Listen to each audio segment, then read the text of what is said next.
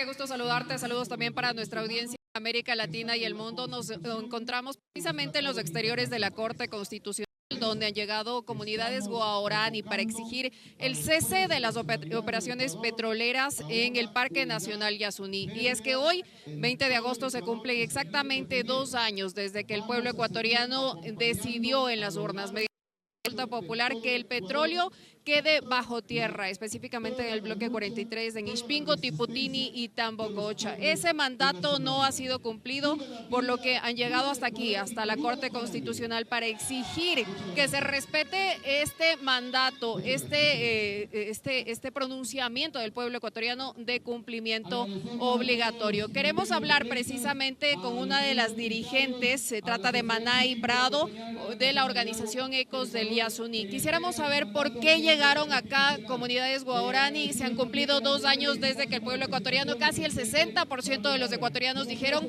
que quieren dejar el crudo bajo tierra, y eso no se ha cumplido. ¿Cómo están? Buenas tardes, muchas gracias. Estamos aquí exigiendo el cumplimiento de la consulta de voluntad del Yasuní. Ecuador ya decidió, ahorita la decisión no es si se cierran o no los bloques petroleros, es quién participa realmente de ese cierre.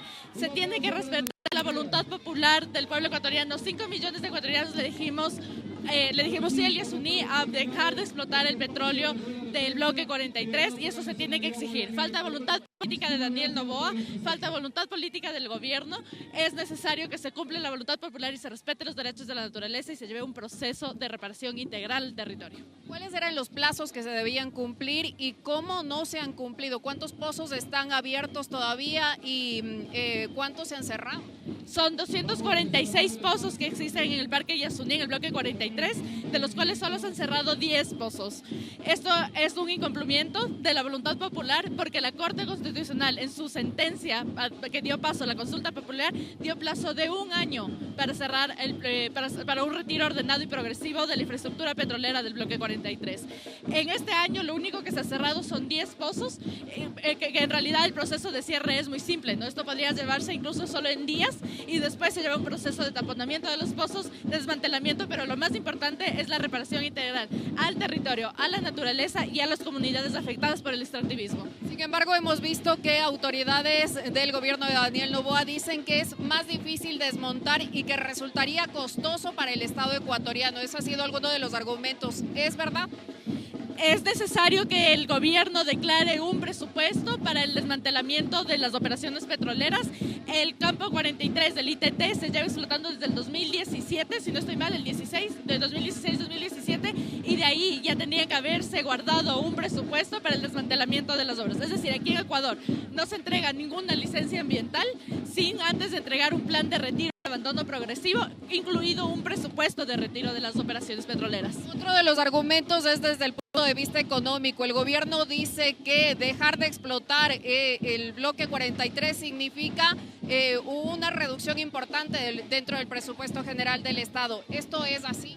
Claro que no. Es importante mencionar que el petróleo del Yasuní es de muy mala calidad, entonces siempre se ha vendido muy barato. Muchas veces incluso se ha vendido a precios en que realmente Ecuador sale perdiendo. Y que el costo de explotación del petróleo del bloque 43 es mucho más caro del que realmente se puede vender. Creo que es importante tener en cuenta, más allá de los beneficios económicos o no, qué es lo que realmente está en juego con la explotación del Yasuní, ¿no? O sea, lo que está en juego es la vida de los pueblos en el evento voluntarios, es la naturaleza, es el territorio, es una forma de vida realmente. Y creo que esa es la verdadera riqueza del Yasuní. Se han cumplido ya 2 años desde que el pueblo ecuatoriano, un 60%, específicamente el 59% de los ecuatorianos, decidió dejar el petróleo bajo tierra. Sin embargo, como ya ha dicho nuestra invitada y dicen aquí las comunidades guaraní, los pobladores que han llegado desde el corazón de la selva ecuatoriana, ese mandato no se ha cumplido. ¿Qué van a hacer las organizaciones sociales, las organizaciones ambientalistas y también quienes habitan en el corazón de la selva ecuatoriana?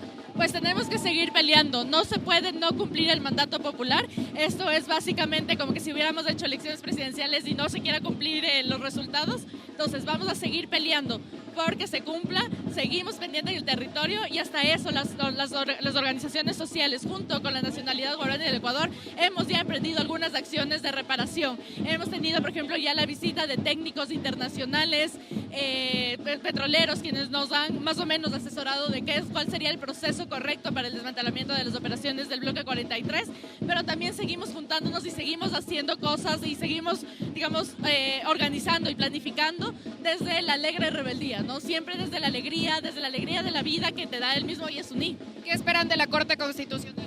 La Corte Constitucional tiene que abrir realmente este sistema de seguimiento de la sentencia.